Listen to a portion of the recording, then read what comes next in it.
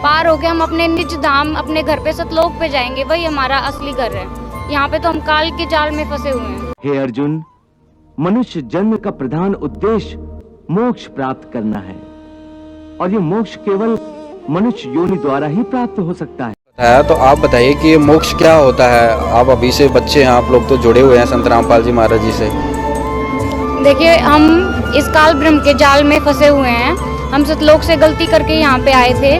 अब संत रामपाल जी महाराज खुद परमेश्वर का रूप हैं, वो यहाँ पे आए हुए हैं। हमें हमारा इस काल ब्रह्म से हमें पार करने के लिए आए हुए हैं। जब वो हमें यहाँ से पार करेंगे तो हमारे इस जाल से जो मोक्ष होगा वो संत रामपाल जी महाराज हमारा मोक्ष करवाने के लिए आए हुए हैं। अच्छा, हम पार होंगे तो कहाँ जाएंगे?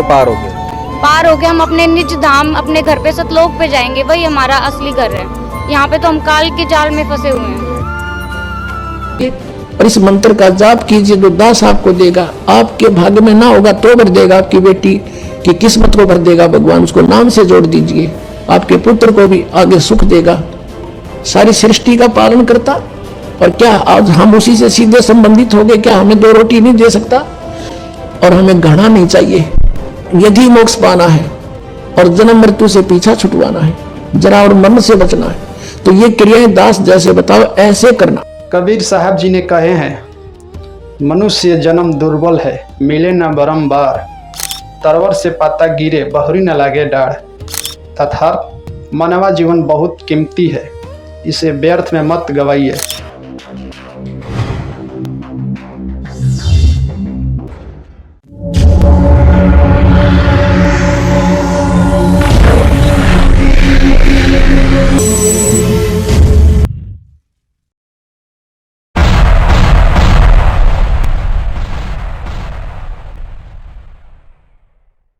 मानव बड़ी मुश्किल से मिलता है, इसे यूं ही गंवाना नहीं चाहिए। देवता भी मानव शरीर की आकांक्षा करते हैं, परंतु मनुष्य की विडंबना यही है कि वो इस शरीर को अर्थात मोक्ष के अवसर को गंवाता रहता है।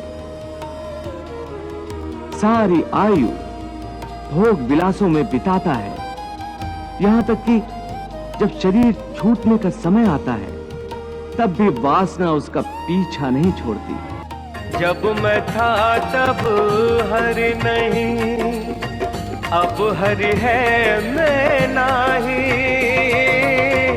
जब अधियारा मिट गया, दीपक देर का। विष्णु महेश जी ये नासवान है, इनकी जन्म मृत्यु होती है।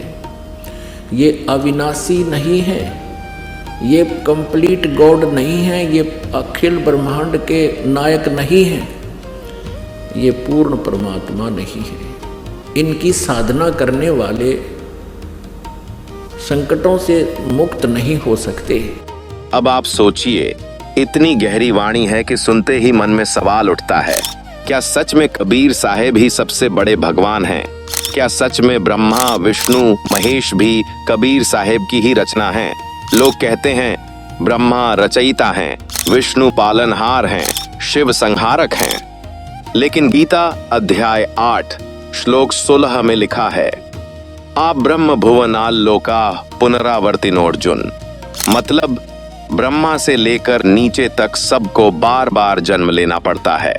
नमस्कार साथियों, आज हम चर्चा करेंगे कबीर साहब की उस अमर वाणी की जिसने पूरा जगत को हिला कर रख दिए। मैं था तब हरि नहीं, अब हरि है तो मैं नहीं। सब अंधियारा मिट गया, जब दीपक देख माही। अब आप सोचते होंगे कि इतना गहराई वाणी है कि सुनते ही मन में सवाल उठता है, क्या सच में कबीर साहब ही सबसे बड़े भगवान है? क्या सच में ब्रह्मा, विष्णु, महेश भी कबीर साहब की ही रचना है? आज हम मिलकर इस रहस्य को इस वीडियो में विस्तार से समझेंगे। सबसे पहले आपसे मेरा निवेदन है कि इस वीडियो के लास्ट तक जरूर बने रहे, ताकि आपको सत्य को पता लग सके। कबीर साहब जी 1398 ईस्वी में काशी में प्रकट हुए थे। लोग उन्हें बुनकर समझते रहे, लेकिन वो स्वयं परमेश्वर थे। आप सोचिए जरा, अगर कोई साधारण इंसान होता तो उसकी वाणी में इतनी ताकत कहाँ से आता? 600 साल बाद भी पूरे दुनिया में यही वाणी आज भी गूंज रहा है। एक सवाल आपके लिए मैं बोलता हूँ, क्या भगवान को जन्म लेना पड़ता है?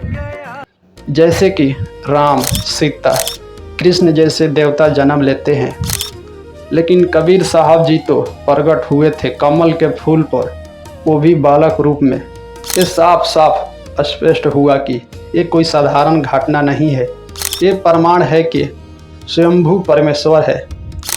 आइए अब इस वाणी को, गूंजे अर्थ को विस्तार से समझते हैं। मैं मतलब कबीर साहब जी, हरि मतलब विष्णु जी।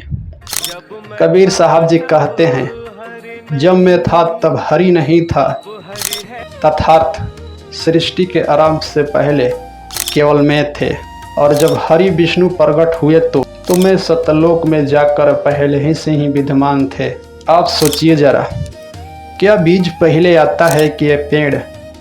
सीधी सीधी सी बात है। आप यही बात कहेंगे, पहले तो बीज आता है, पेड़ बाद में आता है।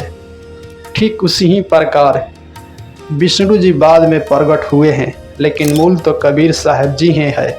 एक बार एक पंडित ने कबीर साहब से पूछा कि आपको भगवान में मानता हूँ, पर हरि तो पालनहार है। कबीर साहब जी ने मुस्कुराते हुए बोले, हरि को भी मैंने ही रचा है, जिस बीज से पेड़ निकला है वही परम है। अब आप खुद सोचिए, अगर बीज ही नहीं होता तो पेड़ कहाँ से आता? अब सवाल ये उठता है कि क्या शास्त्र भी यही कहता है? जी हाँ, बिल्कुल।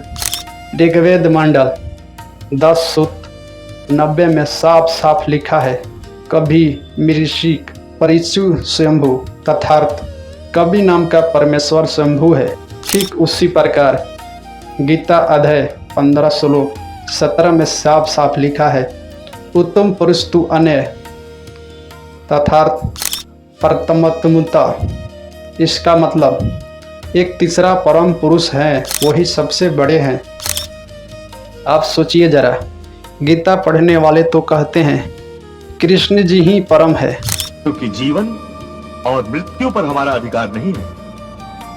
हम देवता लोग स्वयं भी अमर नहीं हैं। हमारी अवधि बीतने पर काल भगवान हमें भी मृत्यु पाश में बांध कर ले जाते हैं। लेकिन गीता खुद कहता है कृष्ण जी से ऊपर एक परम पुरुष है, और वही परम पुरुष कबीर साहब जी हैं।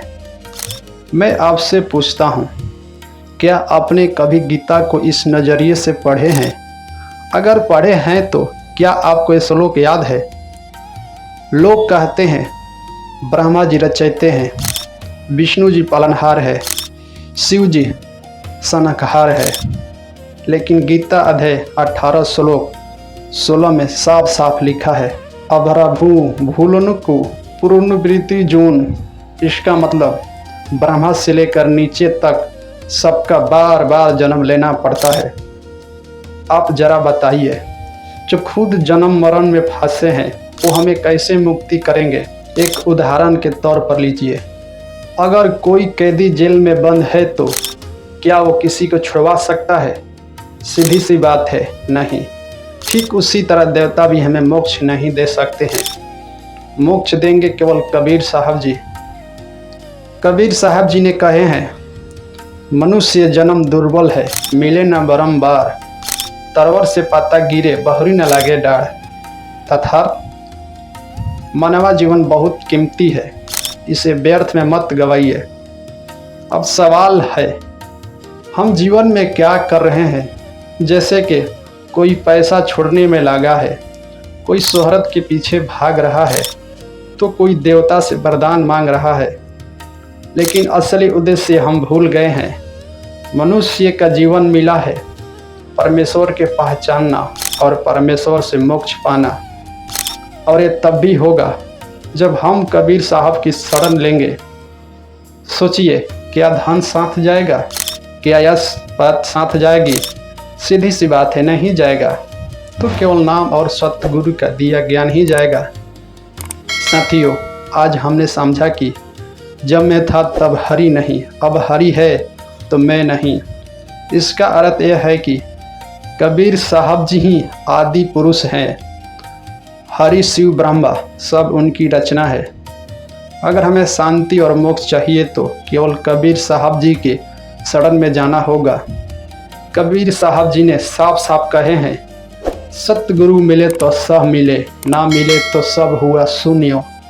सतगुरु मिले कबीर साह, सब दूजी भरम भरम, और आज के समय में वही मोक्ष दिला रहे हैं। संत रामपाल जी महाराज जी वो पूरे विश्व को असली मुक्ति का मार्ग दिखा रहे हैं। आज अवसर है, आप संत रामपाल जी महाराज जी से नाम दीक्षा लेकर अपने परिवार को और अपने जीवन में शांति जरूर आपको लाना चाहिए। सुख और मोक्ष प्राप्त कीजिए।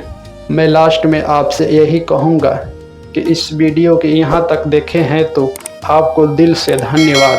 तो आप किसी से पैसे लेते हो, रिश्वत से, चोरी से, या वैसे कोई धोखा दे करके लेकर नहीं देते हो। आपने एक एक पाई पाई का हिसाब देना पड़ेगा। तो हम क्यों अपने सिर में दर्द करें?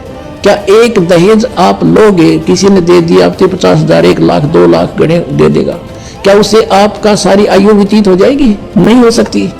परमात्मा पर आधारित होजिए और इस मंत्र का जाप कीजिए, जो दास आपको देगा। आपके भाग्य में ना होगा तो भर देगा, आपकी बेटी की किस्मत को भर देगा भगवान। उसको नाम से जोड़ दीजिए, आपके पुत्र को भी आगे सुख देगा। सारी सृष्टि का पालन करता, और क्या आज हम उसी से सीधे संबंधित हो गए? क्या हमें 2 रोटी नहीं दे सकता? और हमें घृणा नहीं चाहिए। यदि मोक्ष पाना है और जन्म मृत्यु से पीछा छुटवाना है, जरा और मन से बचना है, तो ये क्रियाएं दास जैसे बताओ ऐसे करना। सत साहेब।